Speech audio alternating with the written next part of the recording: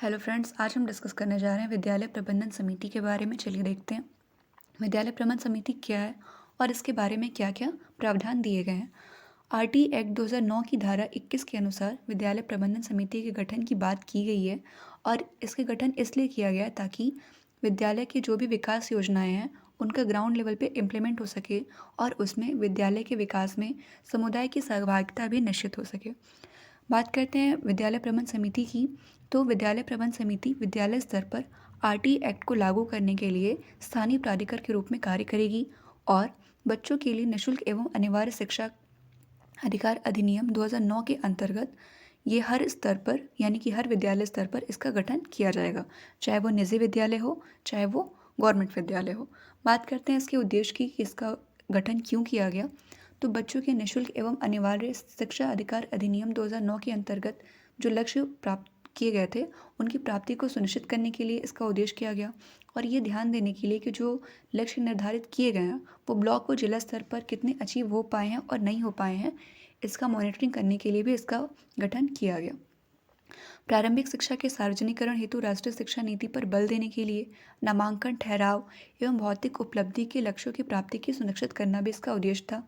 और इसके और भी उद्देश्य थे, जैसे कि विद्यालय प्रबंध में अभिभावकों व शिक्षकों की भागीदारी को सुनिश्चित करना, सरकार व अन्य स्रोतों से प्राप्त विद्यालय अनुदानों सुविधाओं के उपयोग के निर्णय कार्यान्वयन हेतु अभिभावक शिक्षक समुदाय को सुनिश्चित करना, विद्यार्थियों के शैक्षणिक उपलब्धि में सुधार हेतु सामुदायिक भागीदारी को बढ़ाना, विद्यालय के विकास के लिए विकास योजना का निर्माण करना, स्वीकृति एवं कोष बनाना और उनमें जो भी संशोधन हो सके उन संशोधन को करना, साथ ही उन पर विचार विमर्श करना।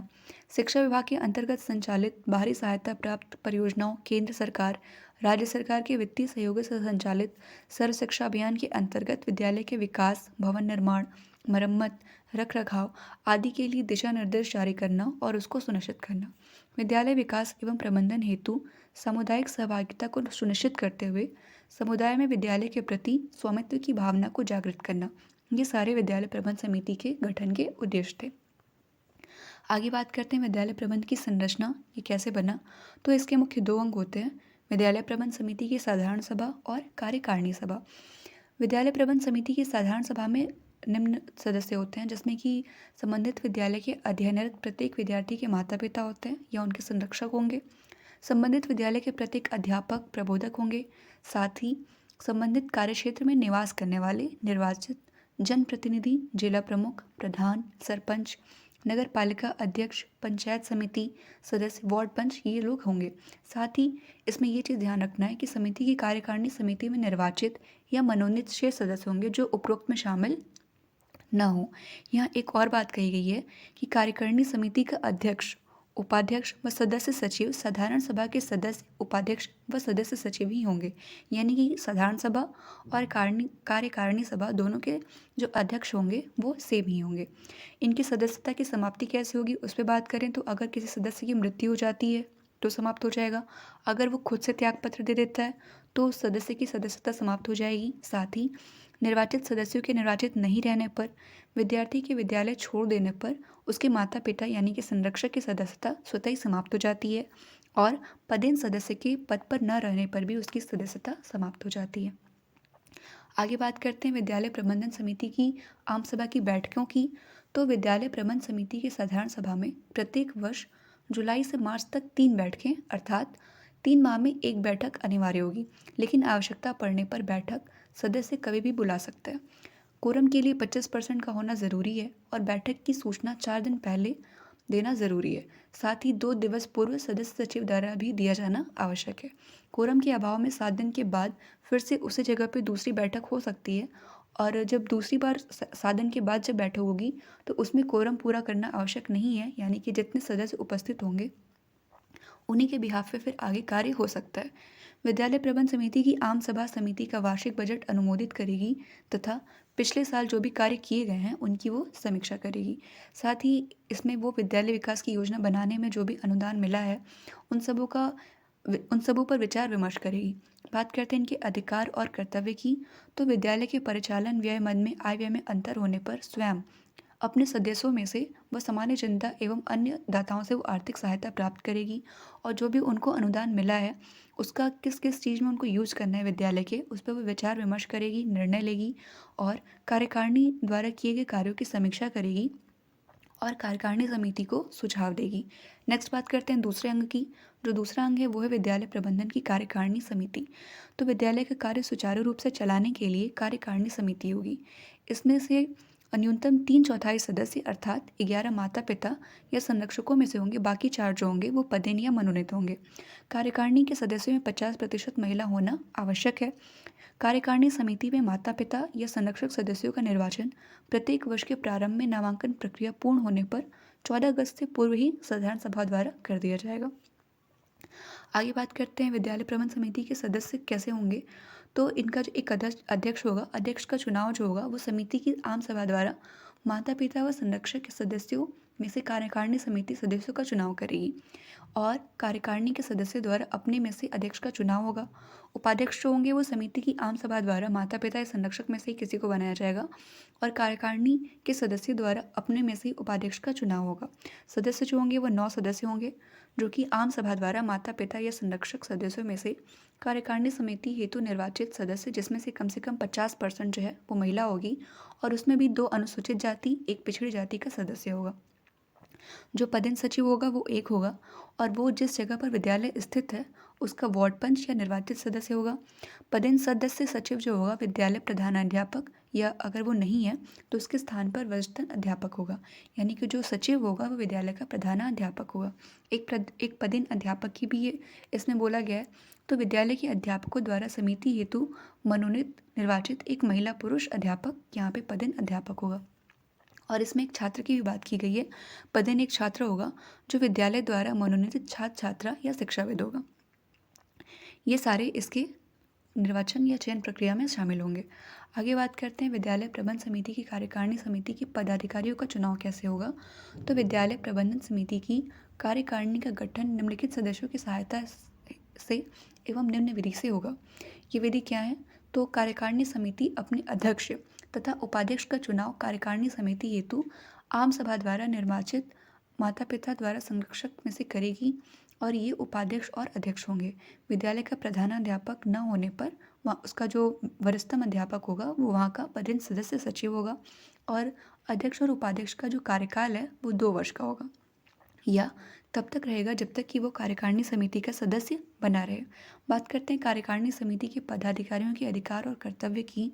तो अध्यक्ष के जो कार्य होंगे वो निम्नलिखित हैं, यानी कि अध्यक्ष के जो प्रमुख कार्य हैं वो हैं विद्यालय प्रबंध समिति की साधारण सभा व कार्यकारिणी समिति की सभी बैठकों की अध्यक्षता करना, बराबर मत न आने पर निर्णायक मत देना, बैठकें आहूत करना यानी बैठकें बुलाना, समिति का प्रतिनिधित्व करना, बैंक में सचिव के संयुक्त हस्ताक्षरों से खाते का संचालन करना, वो लेखे संधारित करना तथा आय व्यय पर निरंतर रखना। जो उपाध्यक्ष होगा उसका जो कार्य होगा वो है अगर अध्यक्ष नहीं आता है तो अध्यक्ष के सभी कार्य को करना, कार्यकारिणी समिति द्वारा निर्देशित अन्य समस्त कार्य करना, ये उपाध्यक्ष के कार्य होंगे। जो 10 सदस्य हैं सचिव के कार्य ये भी हैं। उनके ये कार्य हैं कि बैठक की चर्चा के बिंदु यानी कि एजेंडा को तैयार करना, बैठक के आहूत करने की सूचना जारी करना जो कि 4 दिन पहले ही देनी थी, बैठक का कार्यवाही विवरण तैयार करना, रिकॉर्ड रखना, साधारण जनता का अवलोकन हेतु उसको उपलब्ध करवाना, समिति के वित्त संबंधी समस्त आंकड़े को तैयार करना, अधिकृत मामलों पर समिति की ओर से हस्ताक्षर करना, उसके विद्यालय परिक्षेत्र में आने वाले सभी रिकॉर्ड संपत्ति की सुरक्षा एवं वैधानिक अन्य उत्तरदायित्वों का निर्वहन करना, उन सभी मुद्दों की रिपोर्ट तैयार करना जो उसकी जानकारी में है तथा जिन्हें समिति साधारण सभा कार्यकारिणी समिति के समक्ष रखा जाना आवश्यक है। नेक्स्ट बात करते हैं कार्यकारिणी समिति के कार्यकाल की। तो मनोनीत निर्वाचित सदस्यों का कार्यकाल 2 वर्ष अथवा उस समय तक रहेगा जिस समय तक कि वे सीमित समिति के निर्वाचित मनोनीत सदस्य होंगे। अभिभावक सदस्य जो होंगे वो 2 वर्ष बाद नए सदस्य द्वारा बदल लिए जाएंगे, यानी कि उनके स्थान पर नए अभिभावक सदस्यों को चयन किया जाएगा। लेकिन अगर कोई मनोनीत सदस्य है तो उनको मनोनीत करने वाले सदस्य चाहें तो पुनः समिति के सदस्य बन सकते हैं। बात करते हैं बैठकों की। तो समिति की बैठक प्रत्येक 30 दिन प्रत्येक माह कार्यकारिणी समिति की एक बार बैठक बुलाना आवश्यक है। सदस्य सचिव अध्यक्ष से विचार विमर्श कर समिति की बैठक दिन, समय, स्थान इन सबको निर्धारित करता है। सदस्य सचिव कम से कम 4 दिन पूर्व बैठक की लिखित सूचना देता है और इसके बारे में सभी सदस्यों को बताता है। अध्यक्ष की अनुमति से एजेंडा के अतिरिक्त बिंदुओं पर भी चर्चा की जा सकती है। जिला जिला शिक्षा अधिकारी जो है वो किसी भी समय समिति की बैठक बुलाने के निर्देश देने का अधिकारी होगा और इसके अनुपालना अध्यक्ष सचिव द्वारा 1 सप्ताह में करना अनिवार्य होगा। समिति की बैठक में निर्णय यथासंभव सर्वसम्मति से व सर्वसम्मति नहीं होने पर बहुमत के द्वारा लिया जाएगा। नेक्स्ट बात करते हैं विद्यालय प्रबंध समिति के गठन संचालन संबंधी विवादों को निपटाने के लिए ब्लॉक प्रारंभिक शिक्षा अधिकारी एवं ब्लॉक प्रारंभिक शिक्षा अधिकारी द्वारा प्रकरण रेफर किए जाने पर जिला शिक्षा अधिकारी अधिकृत करेगा तथा जो जिलाधिकारी का निर्णय होगा वही अंतिम रूप से मान्य होगा। कोरम की बात करते हैं तो समिति के पदेन सदस्यों में से कम एक तथा शेष अन्य सदस्यों में से 1/3 से अधिक सदस्यों की उपस्थिति आवश्यक होगी। निर्णयों का रिकॉर्ड अगर रिकॉर्ड रखने की बात हो तो समिति की बैठकों के लिए सभी निर्णयों का साधारण सदस्य सचिव द्वारा रजिस्टर में किया जाएगा और समिति के उपस्थित सदस्यों के हस्ताक्षर रजिस्टर में लिए जाएंगे। आम सभा के किसी भी सदस्य द्वारा निर्णयों का अवलोकन करने हेतु रिकॉर्ड विद्यालय में ही रहेगा, यानी कि कोई जब भी चाहे तो उसको देख सकता है। संपूर्ण रिकॉर्ड को पूरा करने एवं सुरक्षित रखने की जिम्मेदारी जो होगी वो सदस्य सचिव की होगी। सदस्यों की समाप्ति की बात करें तो जो कार्यकारिणी समिति के सदस्यों की समाप्ति है वो अधिकतम तो 2 साल तक रहेंगे। 2 साल के बाद वो उनका जो कार्यकाल है वो अपने आप समाप्त हो जाएगा।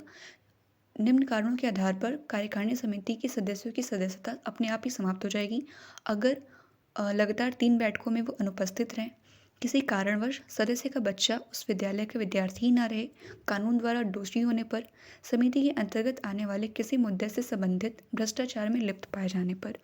बात करते हैं समिति की कोष की तो राज्य सरकार केंद्र सरकार द्वारा चलाई जा रही विकास योजनाओं के अंतर्गत प्राप्त राशि, दानदाताओं से प्राप्त जो राशि होगी या सहायता जो प्राप्त राशि होगी, सरकार स्थानीय संस्था अथवा किसी से सहायता अनुदान के रूप में जो राशि मिली रहेगी वो समिति के कोष होगी।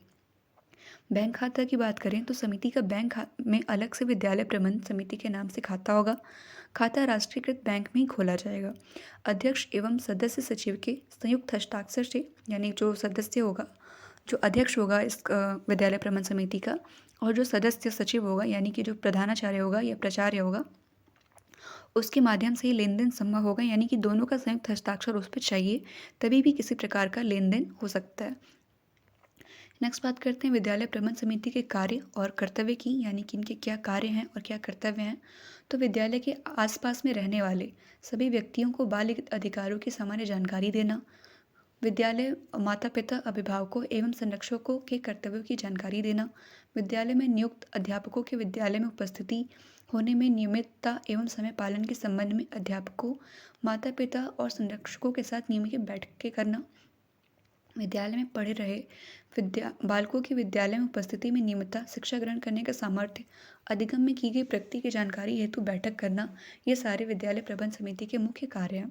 और भी इसके कुछ कार्य हैं जैसे कि 6 से 14 आयु वर्ग के सभी बच्चे का विद्यालय में नामांकन उपस्थिति सुनिश्चित करना, मिड डे मील प्रॉपर मिल रहा है कि नहीं उसकी जानकारी करना, विद्यालय का वार्षिक लेखा जोखा तैयार करना, विशेष आवश्यकता वाले बच्चों की पहचान करना, उनका नामांकन करना, उनकी प्रारंभिक शिक्षा की पूर्ण सुनिश्चित करना, विद्यालय की शैक्षणिक गतिविधियों की नियमितता की जांच करना, उनकी गुणात्मक सुधार लाना, और विद्यालय के खेल के मैदान, चारदीवारी, कक्ष, फर्नीचर, पीने के पानी की व्यवस्था, इन सब की देखभाल करना, उनकी व्यवस्था करना, समय समय पर विद्यालय के बच्चों के स्वास्थ्य की जांच करना, निःशुल्क पाठ्य पुस्तकों का वितरण करना और उनकी जानकारी लेना कि वो अच्छे से हो रहे हैं या नहीं हो रहे हैं, बच्चे की पोशाक, प्रोत्साहन राशि, इन सब का पर्यवेक्षण करना, वितरण करना, समय समय पर ड्रॉप आउट हो रहे बच्चों पर नज़र रखना और विद्यालय में वो ठहरें इसको भी सुनिश्चित करना, अभिभावकों एवं अध्यापकों की समय समय पर संयुक्त बैठकें आयोजित करवाना, बच्चों की प्रगति पर विचार विमर्श करना, विद्यालय में होने वाले विभिन्न कार्यक्रमों में भाग लेना, समाज के सभी वर्गों को इन कार्यक्रमों में भाग लेने हेतु प्रोत्साहित करना, विद्यालय को सरकार द्वारा या सरकार के किसी अन्य कार्यक्रम समुदाय द्वारा दी गई सहायता राशि के खर्च के बारे में निर्णय लेना, विद्यालय में कुल स्वीकृत पदों में से 10% से अधिक पद रिक्त न रहे, अधिक पद रिक्त होने पर विद्यालय में अध्यापक अध्यापिकाओं की मांग करना, यानी कि उनके उनकी नियुक्ति की व्यवस्था करना। विद्यालय का शिक्षक 10 वर्षीय जनसंख्या आपदा राहत कार्यों, पंचायती राज संस्थाओं, स्थानीय निकायों, विधानसभा और संसदीय चुनावों से जुड़े कार्यों के अतिरिक्त किन्हीं और गैर शैक्षिक कार्यों में। साथ ही ये ध्यान देना कि कोई भी शिक्षिका या शिक्षक प्राइवेट ट्यूशन या प्राइवेट शिक्षण क्रियाकलापों में न लगा हो। विद्यालय में सभी अनुशासन संबंधी मामले एसएमसी द्वारा ही विद्यालय स्तर पर निपटारे के लिए अधिकृत हैं, लेकिन अगर निपटारा नहीं हो पाता है तो खंड सलाहकार समिति को अपनी सिफारिश के साथ प्रेषित करेगी। विद्यालय के विकास हेतु विकास योजना तैयार करना, ये सारे इसके प्रमुख कार्य हैं। विद्यालय विकास योजना की बात करें तो राजस्थान राज्य में सार्वभौमिक प्रारंभिक शिक्षा के लक्ष्य को प्राप्त करने के लिए शिक्षा का विकेंद्रीकरण पर विशेष बल दिया गया है। प्रत्येक विद्यालय प्रबंध समिति विद्यालय के शैक्षिक, सह-शैक्षिक एवं भौतिक विकास हेतु वार्षिक विद्यालय विकास योजना का निर्माण करेगी।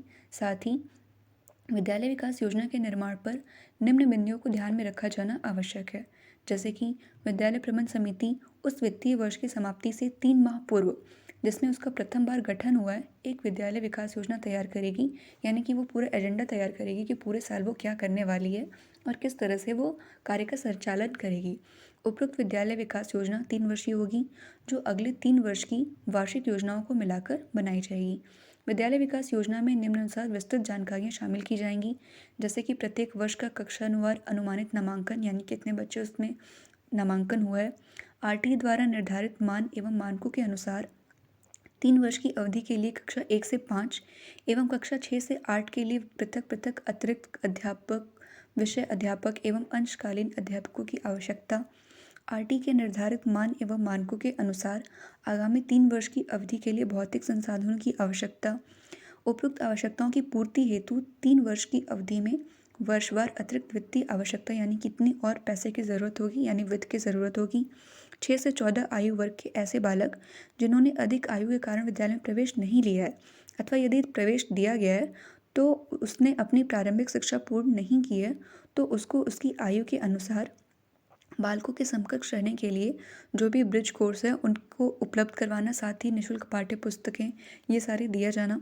विद्यालय योजना निर्माण हेतु निम्नांकित प्रपत्रों को काम में लिया जा सकता है एवं यदि विद्यालय प्रबंध समिति आवश्यक समझे तो अन्य प्रपत्रों का निर्माण भी किया जा सकता है। विद्यालय विकास योजना बनाने से पूर्व विद्यालय प्रबंध समिति एवं विद्यालय के समस्त स्टाफ की एक बैठक आयोजित की जानी चाहिए एवं सभी को मिलकर विद्यालय परिक्षेत्र की सर्वे की जाए, जिससे कि गाँव में 0 से 14 आयु वर्ग के बालकों की जनसंख्या एवं उनकी शैक्षणिक स्थिति की वास्तविक जानकारी प्राप्त हो सके। गांव के सर्वे से पूर्व विद्यालय परिक्षेत्र का कच्चा नजरी नक्शा तैयार किया जाना चाहिए और सर्वे से विद्यालय का आंकड़ों पर योजना बनाना चाहिए, जिससे कि ड्रॉप आउट एवं अनुमानित बालकों के नामांकन की योजना निर्माण में काम ली जा सके और बच्चों का अच्छे से नामांकन हो सके। आशा करते हैं आपको एसएमसी का टॉपिक अच्छे समझ में आया होगा। मिलते हैं नेक्स्ट वीडियो में। Thanks for watching. साथ ही ये ध्यान देना कि कोई भी शिक्षिका या शिक्षक प्राइवेट ट्यूशन या प्राइवेट शिक्षण क्रियाकलापों में न लगा हो। विद्यालय में सभी अनुशासन संबंधी मामले एसएमसी द्वारा ही विद्यालय स्तर पर निपटारे के लिए अधिकृत हैं, लेकिन अगर निपटारा नहीं हो पाता है तो खंड सलाहकार समिति को अपनी सिफारिश के साथ प्रेषित करेगी। विद्यालय के विकास हेतु विकास योजना तैयार करना, ये सारे इसके प्रमुख कार्य हैं। विद्यालय विकास योजना की बात करें तो राजस्थान राज्य में सार्वभौमिक प्रारंभिक शिक्षा के लक्ष्य को प्राप्त करने के लिए शिक्षा का विकेंद्रीकरण पर विशेष बल दिया गया है। प्रत्येक विद्यालय प्रबंध समिति विद्यालय के शैक्षिक, सह-शैक्षिक एवं भौतिक विकास हेतु वार्षिक विद्यालय विकास योजना का निर्माण करेगी। साथ ही विद्यालय विकास योजना के निर्माण पर निम्न बिंदुओं को ध्यान में रखा जाना आवश्यक है, जैसे कि विद्यालय प्रबंध समिति उस वित्तीय वर्ष की समाप्ति से 3 माह पूर्व, जिसमें उसका प्रथम बार गठन हुआ है, एक विद्यालय विकास योजना तैयार करेगी। यानी कि वो पूरा एजेंडा तैयार करेगी कि पूरे साल वो क्या करने वाली है और किस तरह से वो कार्य का संचालन करेगी। उपरोक्त विद्यालय विकास योजना 3 वर्षीय होगी, जो अगले 3 वर्ष की वार्षिक योजनाओं को मिलाकर बनाई जाएगी। विद्यालय विकास योजना में निम्नानुसार विस्तृत जानकारियाँ शामिल की जाएंगी, जैसे कि प्रत्येक वर्ष का कक्षानुसार अनुमानित नामांकन, यानी कितने बच्चे उसमें नामांकन हुआ है, आरटीई द्वारा निर्धारित मान एवं मानकों के अनुसार 3 वर्ष की अवधि के लिए कक्षा 1 से 5 एवं कक्षा 6 से 8 के लिए पृथक पृथक अतिरिक्त अध्यापक, विषय अध्यापक एवं अंशकालीन अध्यापकों की आवश्यकता। आरटी के निर्धारित मान एवं मानकों के अनुसार आगामी 3 वर्ष की अवधि के लिए भौतिक संसाधनों की आवश्यकता। उपयुक्त आवश्यकताओं की पूर्ति हेतु 3 वर्ष की अवधि में वर्षवार अतिरिक्त वित्तीय आवश्यकता यानी कितनी और पैसे की ज़रूरत होगी यानी वित्त की ज़रूरत होगी।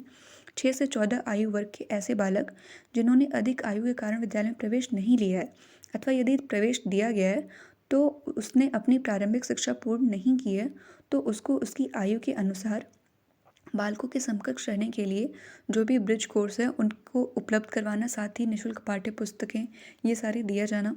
विद्यालय योजना निर्माण हेतु निम्नांकित प्रपत्रों को काम में लिया जा सकता है एवं यदि विद्यालय प्रबंध समिति आवश्यक समझे तो अन्य प्रपत्रों का निर्माण भी किया जा सकता है।